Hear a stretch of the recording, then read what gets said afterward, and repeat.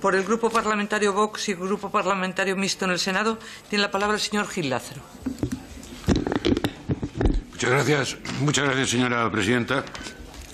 Bienvenida, señora directora. Estoy absolutamente convencido que probablemente su acreditada y brillante formación profesional previa permitirá que en esta Cámara podamos tener, y en esta comisión particularmente, podamos tener en el futuro debates con usted mucho más objetivos, fundamentados y rigurosos que el que acabamos de tener con el señor director de gabinete de la Presidencia del Gobierno, que especialmente ha tenido la brillante ocurrencia, para al finalizar su intervención, de ni más ni menos decir que la tercera fuerza política de este país, por decisión de los ciudadanos, libre y secreta en las urnas, representa ni más ni menos que un peligro para la democracia. Yo simplemente tengo que señalar lo que ya manifesté en la anterior comparecencia, en el inicio de la anterior comparecencia. Un peligro para la democracia lo representa únicamente un gobierno cuya actuación pone en riesgo la unidad de la nación, la soberanía nacional, la igualdad ante la ley, la separación de poderes, el Estado de Derecho, la independencia judicial, la pluralidad ideológica, la convivencia y la concordia entre españoles, y todo eso solo en función de seguir manteniendo al señor Sánchez en el poder a toda costa. Pero este no es el debate que corresponde hacer con usted.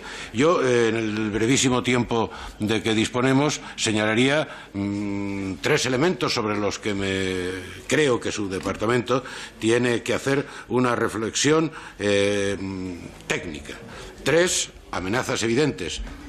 Hay muchas más, pero en función de la limitación de esta intervención, tres amenazas y riesgos evidentes. Primero, lo es la inmigración ilegal. Se empeñe el discurso oficial del Gobierno en decir lo que quiera decir en contra de esta afirmación, que por otra parte viene especialmente señalada como tal en los informes que acabamos de ver del año 2022 y 2023. Y probablemente su departamento tendría que reflexionar desde un punto de vista técnico en por qué no se está desarrollando una política eficaz frente a la incidencia general en materia social, en materia de seguridad ciudadana, etcétera, etcétera, etcétera, que representa esa amenaza de la inmigración ilegal. Y probablemente debería también su departamento, en este ámbito de cosas, reflexionar sobre por qué no se está llevando a cabo una política eficaz de expulsiones. Acabo de dar los datos en la anterior comparecencia, datos que son datos proporcionados por el propio Gobierno, cuando ese procedimiento de la expulsión forma parte de la normalidad de nuestro ordenamiento jurídico y, como tal, no es que sea discrecional, sino que es imperativo aplicarlo en las situaciones correspondientes en donde se acredita la presencia ilegal de una persona en el momento de entrar en España. Cataluña es un factor también de riesgo y amenaza, lo es para la integridad nacional. Claro, la política del Gobierno se basa nuevamente en un intento de manosear la realidad, tratando de presentar como virtud, ya lo dijo el señor presidente del Gobierno en su momento, vamos a hacer de la necesidad virtud, tratando de presentar como virtud lo que no es más que la compraventa necesaria a la que se está sometiendo el señor Sánchez para poder seguir siendo presidente del Gobierno.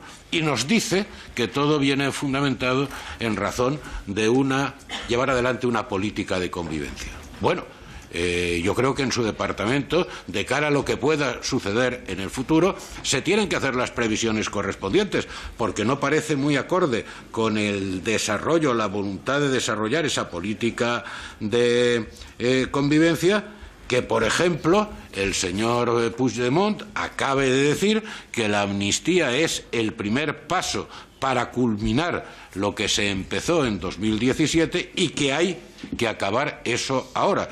Y no parece que responda a un deseo de llevar adelante una política de convivencia, que el señor Junqueras acabe de decir que habrá referéndum separatista sí o sí, y que no le importa tener que volver a la cárcel por eso. Es evidente también que nuestros elementos y posibilidades de garantizar la seguridad dependen mucho de las capacidades de inversión financiera que el país tenga en elementos estratégicos. Y, desde luego, habrá que reflexionar y usted tendrá que inducir desde su departamento, con carácter técnico, una reflexión al conjunto del Gobierno, porque no se puede garantizar la seguridad nacional invirtiendo tan solo un 1,24% del PIB en gasto de defensa, siendo de esta forma el tercer país que menos invierte en tecnología y gasto militar de todos los países de la OTAN, el tercer país que menos invierte, según informe que acaba de hacer público en el pasado mes de marzo la propia alianza.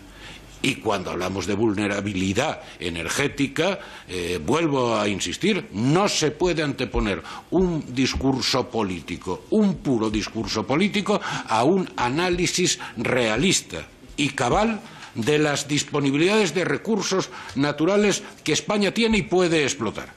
Y, desde luego, no tiene ningún sentido mantener una política de negación del uso y de la explotación de la energía nuclear, que es una energía segura y barata. Y termino, señora presidenta, con un factor que es protagonista, sin lugar a duda, en el diseño de cualquier reflexión sobre la seguridad nacional.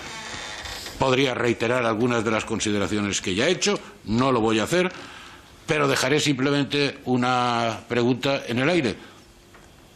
¿Cree la señora directora que en este momento Marruecos representa la principal amenaza híbrida para España? En función de los actos y de las políticas que viene perpetrando el Gobierno de Marruecos en relación con los intereses españoles, con su territorio, con su soberanía, de forma muy sostenida en los últimos tiempos. Y nada más, señora directora, darle la bienvenida, desearle acierto en su gestión y, como decía al principio, esperar que con usted podamos desarrollar un nivel más serio de diálogo en esta comisión que el puro mitin con el que nos ha obsequiado el señor director de gabinete de la Presidencia del Gobierno. Muchas gracias. Muchas gracias, señor Gil Lázaro. Por los grupos parlamentarios.